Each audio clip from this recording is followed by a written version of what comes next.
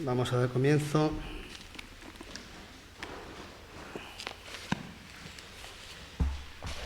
Y seguimos con este breve repaso a las cartas a Timoteo y Tito y su vital importancia para el buen crecimiento y testimonio en la Iglesia de Cristo, que es columna y baluarte de la verdad, según dice en 1 de Timoteo 3:15.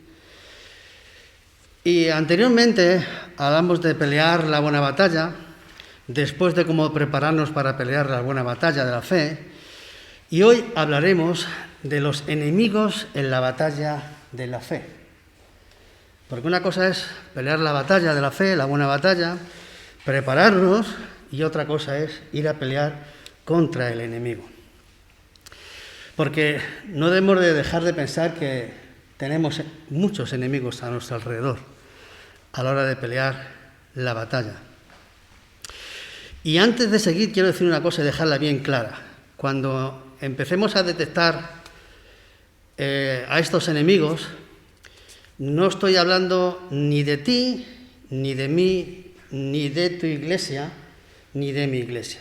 Eso lo quiero dejar bien claro. Voy a hablar en plural y en general, ¿de acuerdo? Para que nadie se sienta o se pueda sentir ofendido. Y no voy a dar tampoco nombres, aunque en esta carta a Timoteo, Pablo sí da nombre de enemigos dentro de la propia iglesia.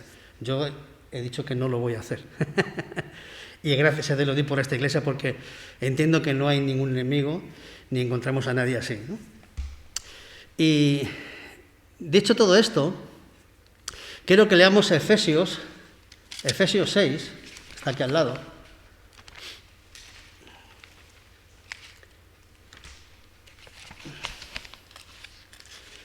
Para que entendamos a quién nos enfrentamos. Y en Efesios 6, 12, nos dice así: porque no tenemos lucha contra sangre y carne, sino contra principados, contra potestades, contra los gobernadores de las tinieblas de este siglo, contra huestes espirituales de maldad en las regiones celestes.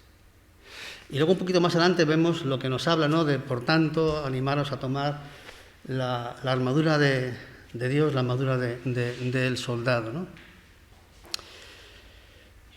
¿no? Cuando leemos este texto e intentamos identificar esos enemigos que dicen que están en las regiones celestes, uno más o menos que lleva un poco tiempo la fe lo puede detectar, ¿no? Dice, las Escrituras se refieren a él como el querubín grande, el príncipe de los demonios, el Dios de este siglo y el príncipe de la potestad del aire. La Biblia enseña que se opone a todo sentido a la obra, con todo sentido a la obra de Dios. Pervierte la palabra de Dios siempre que puede. Estorba y obstaculiza al siervo de Dios. Entorpece la propagación del Evangelio. Tiende trampas a los justos y mantiene al mundo sometido a su poder. Es fácil detectar a este enemigo, ¿no? Evidentemente todos sabemos que está hablando de Satanás, del diablo. Y tú dirás, no es tan difícil. Identificado el diablo, que es Satanás, ya está todo hecho. Luego dice aquí que leamos, que tal, que cual, que nos pongamos el yelmo, que cojamos la espada, el apresto del calzado, y todo está muy bien, pero ahí no queda la cosa. Porque realmente tenemos enemigos físicos aquí en la tierra. Alguno piensa a lo mejor que no, porque aquí dice que tenemos contraprincipados, pero el diablo maneja desde arriba, Satanás maneja desde arriba a los que estamos aquí abajo. Y digo estamos porque yo me puedo llegar a incluir también, no sé tú, pero yo sí me puedo llegar a incluir. Porque no debemos dejar de recordar que tenemos un germen de pecado. Y eso está aquí, en nuestras vidas. Pero no es suficiente saber quién es. Hay que saber cómo es, y lo que hemos leído de él nos enseña a saber y a enfrentarnos a él con más posibilidades de victoria. ¿Por qué? Porque tenemos que conocer al enemigo, porque si no estamos, aunque nos hayan preparado, y doy fe de que en la mayoría de las iglesias, por lo menos en la nuestra, se nos prepara para eso. Hay maestros que enseñan la buena doctrina y sana doctrina, pero no es suficiente. Tenemos que aprender a detectar a esos enemigos. Y uno puede pensar que la palabra enemigo es muy fuerte, pero la palabra habla de ellos, de esos enemigos. Y Pablo, en estas tres cartas a Timoteo y a Tito, los enumera claramente. Hoy vamos a hacer un pequeño y breve repaso de ello, ¿no? Satanás gobierna, Satanás dirige, Satanás estorba. Cuando un soldado, aunque haya sido preparado, va a un campo de batalla, hay miles de trampas. El diablo también está preparado, y está muy bien preparado, y me conoce a mí muy bien, mejor que yo a él. El diablo me conoce a mí mejor que yo a él, y sabe por dónde voy a salir, por dónde voy a entrar, y él conoce mi andar diario también, y sabe las cosas que yo hago, conoce mis pecados también, porque él me observa. Y al igual yo tengo que hacer con el enemigo, observarle, y ver sus trampas, sus estrategias, sus mentiras, sus engaños. Hay que aprender a detectar eso. ¿Y dónde se detecta eso? ¿Con los de afuera? ¿Con los de dentro? Porque el diablo se disfraza de ángel de luz. Yo he oído decir que en algunas iglesias que el diablo de ahí no pasa. El diablo puede pasar y sentarse a mi lado, o al lado de cualquiera de nosotros. Y puede entrometerse en tu vida, como hemos leído aquí, y engañarnos, entorpecernos, obstaculizarnos. En cualquier área. José, cuando ha orado por norma, lo ha dicho, puede ser hasta incluso en el trabajo. Te puede chinchar, por decirlo de alguna manera, obstaculizar, hacerte enfadar, quitarte a veces hasta, o debilitar tu fe, como ya hemos leído anteriormente. Y ahora nos enfrentamos a estas personas que, como he dicho, han sido manejadas y utilizadas por el diablo, porque así es. O sea, no podemos pretender dejar eso ahí como que no ocurre, porque es que ocurre. Porque hay incluso algunos que parecen que son hermanos y no lo son. E insisto con esto, por favor, que nadie se dé por aludido como iglesia o como persona individual. Yo estoy hablando en general y en plural, ¿de acuerdo? Lo quiero dejar muy claro. Pero me veo en la obligación de comunicar esto, porque si no podemos llegar a ser de alguna manera entorpecidos y desanimados a pelear la buena batalla de la fe. Y podemos caer en el error y en el engaño y en la mentira, y hacer caer a otros en el engaño y en la mentira y en el error que el diablo ha traído a nuestras vidas. Tenemos que tener mucho cuidado. Aquí vamos a ver también otro tipo de enemigo, por llamarlo tipo, que alguno piensa que no es así, pero es así. Y yo por lo menos lo veo así en mi propia vida. Y ese enemigo soy yo mismo. Yo puedo ser mi mayor y peor enemigo a mí mismo.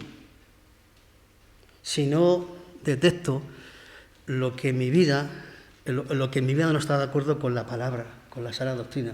Y me puedo convertir en mi propio enemigo. ¿Y por qué digo esto?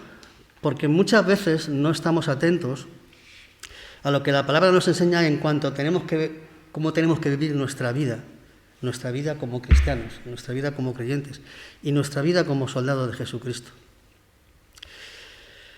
Leamos 1 Timoteo 1, del 3 al 6.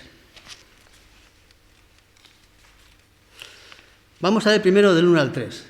1 Timoteo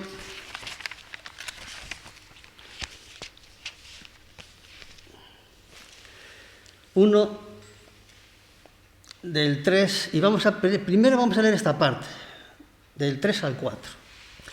Como te rogué, está diciendo Pablo a Timoteo, dice, como te rogué que te quedases en Éfeso cuando fui a Macedonia, para que mandes a algunos que no enseñen diferente doctrina. A algunos hombres, enemigos, que enseñan diferente doctrina. Aquí empezamos a entender lo que tenemos que ver en los enemigos, la doctrina. ¿Qué tipo de doctrina? Porque aquí habla que ni presten atención a partir del 4 a fábulas y genealogías interminables para acarrear disputas, más bien que edificación de Dios, que es por fe. Así te encargo ahora, Pues el propósito de este mandamiento es el amor nacido de corazón limpio y de buena conciencia y de fe no fingida. Fe no fingida. Qué difícil es detectar una fe no fingida, ¿verdad? Es muy difícil, ¿eh? Yo puedo decir que he estado muy cerca de un lobo, muy cerca de un lobo, y no lo detecté. Y no me tengo ni por torpe, ni por demasiado experto en la palabra, pero no lo detecté. Muy cerquita. Y puedo decir ampliamente, libremente, que me manipuló a mí y a otras personas en medio de la iglesia. Y tuvo que pasar tiempo para poder detectarlo. Incluso hablando con esa persona, de alguna manera, no era capaz de ver lo que esa persona estaba haciendo. No era capaz de verlo. Porque, como he dicho antes, el enemigo es muy astuto.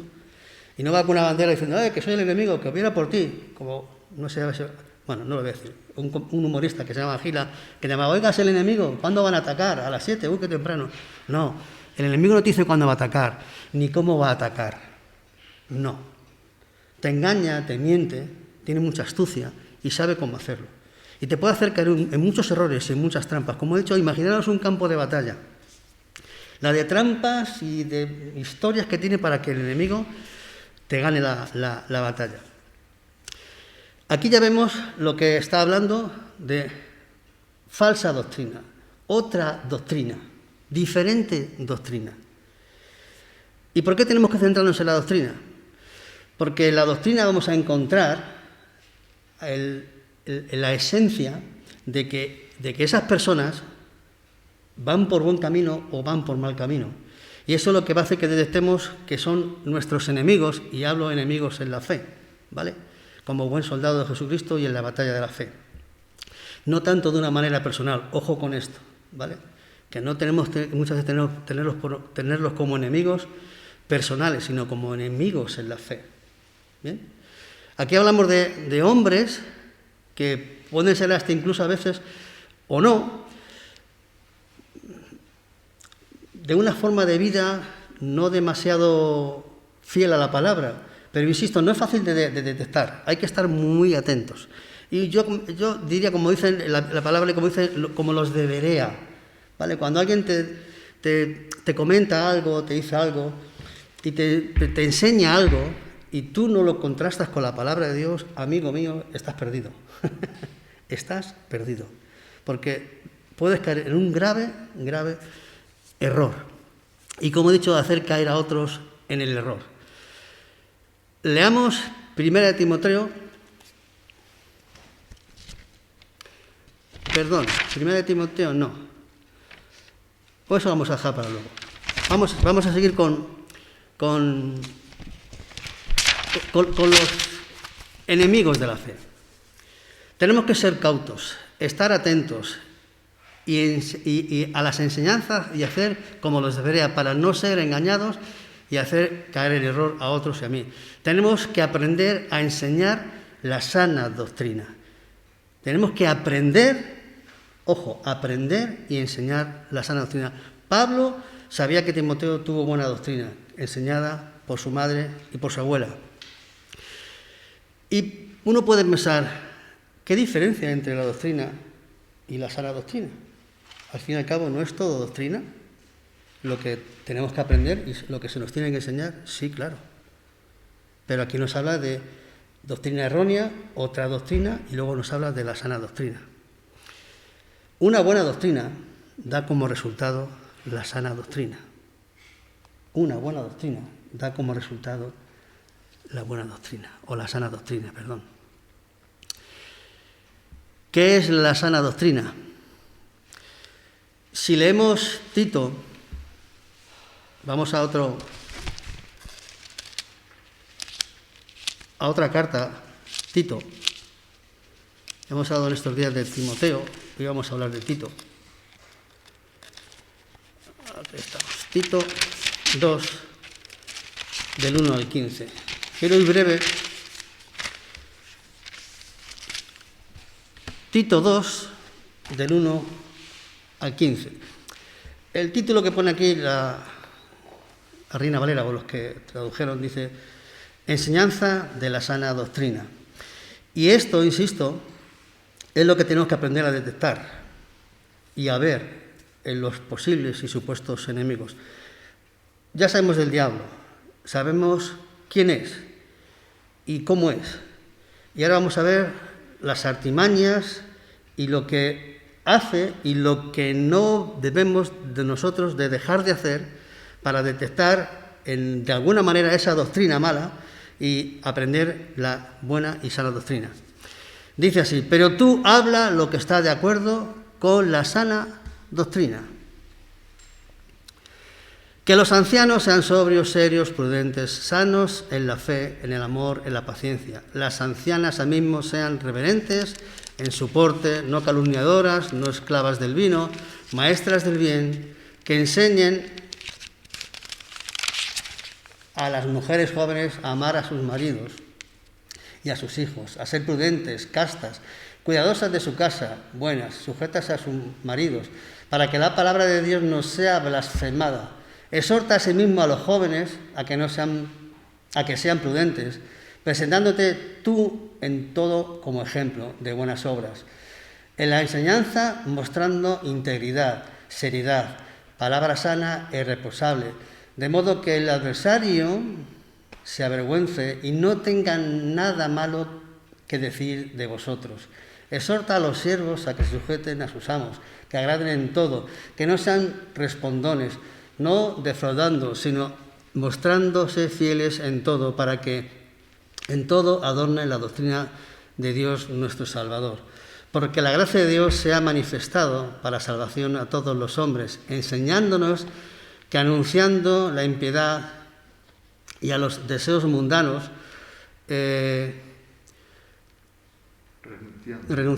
yo sabía que he dicho algo mal, renunciando a la impiedad y a los deseos mundanos, vivamos en este siglo sobria, justa y piadosamente, aguardando la esperanza bienaventurada y la manifestación gloriosa de nuestro gran Dios y Salvador Jesucristo. Sana doctrina. Bien, nos pueden enseñar toda la teología del mundo, todos los cursos que queramos dar, podemos ir a los seminarios que queramos, y todo eso me parece muy bien, no estoy de acuerdo para nada. Eso no estoy en contra de ello, estoy totalmente de acuerdo. Pero ¿qué nos muestra que tú has recibido una buena doctrina y ha dado como resultado una sana doctrina? Esto es la sana doctrina, y no lo digo yo, lo dice aquí. Esto es lo que se nos tiene que enseñar. Quiero romper una lanza a favor de los maestros, ¿vale? Y aquí hay más de uno. Pero porque uno aquí que nos enseñen, bien, ellos nos tienen que enseñar y nos enseñan sana doctrina y buena doctrina. Pero ¿debe de recaer todo el peso sobre ellos? No. Yo tengo que escudriñar la palabra. Yo, como buen soldado de Jesucristo, he recibido instrucción, he sido preparado, y ahora yo tengo que aprovechar esa preparación y estudiar, escudriñar la palabra y hacer que todo esto lo perciba mi vida y lo ponga por obra y lo ponga en práctica, y yo viva esa sana doctrina. Y así poder ver a aquellos que no tienen una sana doctrina. Y se ve. Porque uno puede venir con toda la parafernalia y toda la palabrina que él quiera, a decir lo que él quiera. Pero luego, si su vida no está de acuerdo con la sana doctrina y lo que él enseña no está con la sana doctrina, está claro, ¿no? Como eso es decir, blanco y en botella. No es tan difícil a veces. El problema es cuando esos falsos maestros nos manipulan, nos engañan y hacen que vivamos una enseñanza diferente, como leemos al principio. A veces incluso una fe fingida, porque no es tan difícil, como he dicho antes, de fingir, ¿eh? Yo conocí muchos que han fingido, vienen a la iglesia los domingos, tinto muy bien, reuniones, comidas, pero luego dicen que si quieres conocer a alguien, habla, si es de una mujer, habla con su esposo, si es de un hombre, habla con su esposa, o habla con sus hijos, y pregúntales cómo es en casa, incluso habla con sus compañeros de trabajo. Y ellos te pueden decir, bueno, a lo mejor cuando va a la iglesia es así, pero luego Pablo le está diciendo a Tito, y dice también a Timoteo, en las cartas anteriores, cómo tiene que conducirse la iglesia, cómo tienen que ser los hermanos en la iglesia y fuera de la iglesia, claro. Porque quiero leeros algo. Quiero leeros algo que es muy importante. Dice que, cuando habla de la sana doctrina, dice que para dar una audiencia para el Evangelio, entre tales personas, la preparación primordial de los creyentes para el evangelismo era vivir entre ellos mismos con el testimonio irreprochable de una vida justa, amorosa, no egoísta y piadosa, en un marcado contraste a la vida desenfrenada de los falsos maestros, como se conducían en referencia a las autoridades gubernamentales e incrédulos. Habla del testimonio de personas de Éfeso. Éfeso era una ciudad grande, cosmopolita, muy rica, con muchas cosas, pero había mucho pecado, había mucha maldad. Incluso llegó a penetrarse en la iglesia, porque por eso lo dice Pablo, dice, te rogué que te quedases en Éfeso, para corregir lo que estaba mal, para que no se enseñe otra cosa, que no sea esta. Enseña doctrina, sí, la Biblia, todo lo que la Biblia, pero la sana doctrina tiene que dar ese resultado. La buena doctrina tiene que dar resultados de una sana doctrina en la vida diaria de cada uno de nosotros. No me voy a extender mucho más, creo que es suficiente. Como he dicho en otras veces con el tema de estas 3 cartas, yo animo a cada hermano, no solamente al pastor o a los ancianos, como dice aquí, que hay cartas pastorales sí, pero a toda la iglesia, que vivamos este evangelio. Este evangelio es la sana doctrina. Así tiene que ser nuestra vida. Así tenemos que ir a pelear la batalla. Así podremos enfrentarnos al enemigo y obtener la victoria. Si no, malamente. Y no hablo de enfrentamiento, como he dicho antes, con el hermano de una manera verbal o carnal. Oremos, leamos, seamos de un mismo sentir.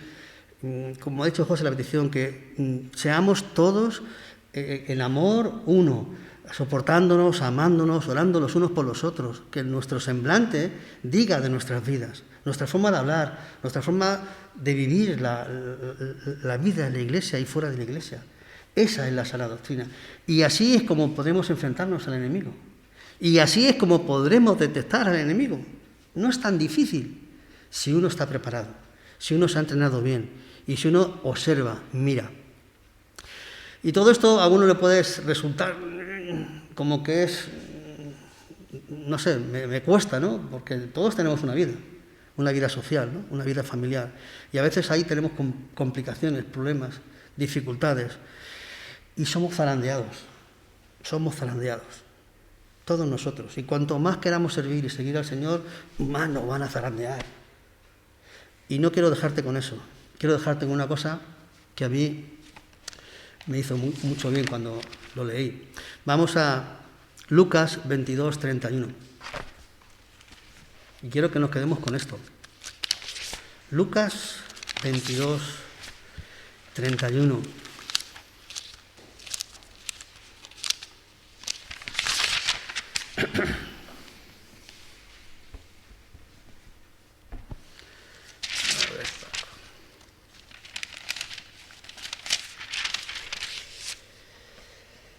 Aquí tenemos a un hombre, Simón Pedro, valiente, fuerte, ¿no?, que se comía al mundo. Y cuando se enfrenta al enemigo, como un gallina, ¿no?, podríamos decir. Dijo también el Señor, Simón, Simón, he aquí Satanás os ha pedido para zarandearos como a trigo. Pero yo he rogado por ti que tu fe no falte. Y tú, una vez vuelto, confirma a tus hermanos. Quiero puntualizar 2 cosas importantes. Dice, he aquí Satanás os ha, está hablando en plural, os ha pedido para zarandearos a todos nosotros. Pero yo he rogado por ti. En este por ti, me gustaría que hoy pusieses tu nombre, por ti. Porque él ha rogado por la iglesia. Pero en particular está hablando de Pedro, que es el que ha fallado al Señor. Porque él creía que conocía al enemigo. Y el enemigo, en cuanto le puso a prueba, él cayó. Cayó en las redes y en el engaño y la trampa del enemigo. Hace unas horas este Pablo era un jabato, un Conan, podríamos decir, ¿no?, del Evangelio. Y al final se queda en un debilucho, se huye, se esconde y llora amargamente. Podremos ser zarandeados, podremos orar y pedir perdón a Dios por nuestros pecados, por nuestros errores. Eso nos va a pasar, tenlo por seguro. Pero lo bueno de todo esto es que dice, pero yo he rogado por ti para que tu fe no falte. Pedro cayó, Pedro cometió errores, pero la fe de Pedro nunca se debilitó, al revés, fue creciendo. Y ahí sí que hiciste cada vez más fuerte. Y ahí sí que cada vez estaba más preparado para pelear la batalla. No te importen los errores, los fallos, porque el Señor ha rogado por ti y por mí, para que tu fe y la mía no falte, ni falle. Que el Señor bendiga su palabra.